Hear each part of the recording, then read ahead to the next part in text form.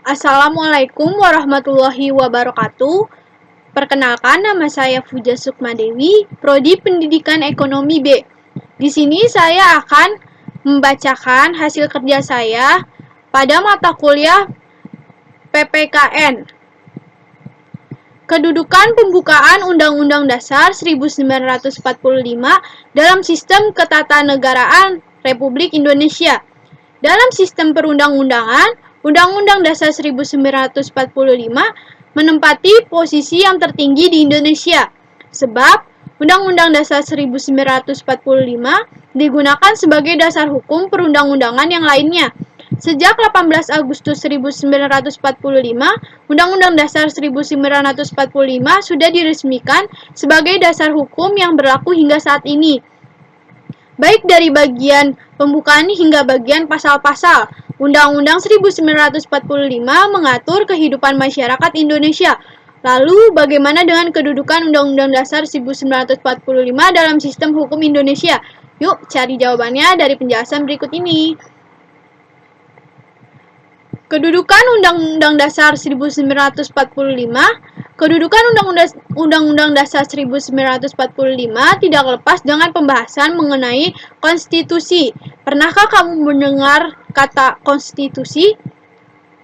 Konstitusi adalah segala ketentuan dan aturan tentang ketatanegaraan, undang-undang dasar, dan sebagainya.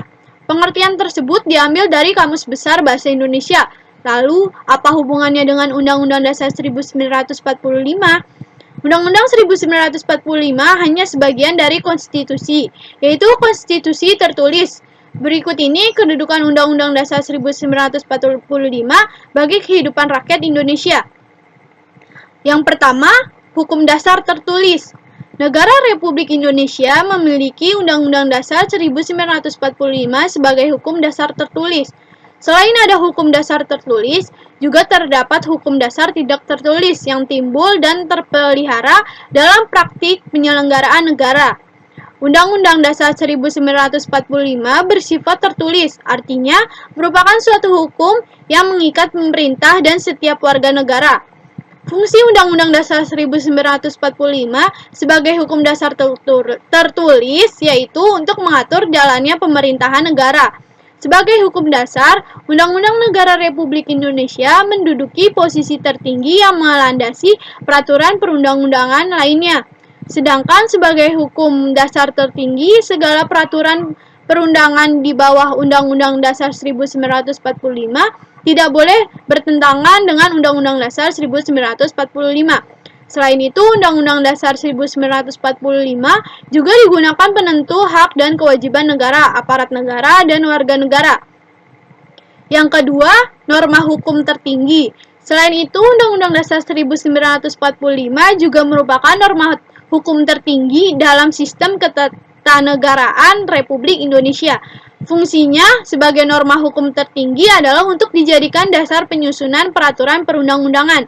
Norma adalah aturan atau ketentuan yang mengikat warga, kelompok dalam masyarakat untuk dijadikan panduan tingkah laku yang sesuai dan berterima. Artinya, Undang-Undang Dasar 1945 juga menjadi panduan dan aturan yang mengatur hukum di Indonesia. Selain itu, Undang-Undang Dasar 1945 juga mempunyai fungsi sebagai alat kontrol yang dapat memeriksa apakah norma hukum yang lebih rendah berlaku sesuai dengan Undang-Undang Dasar 1945.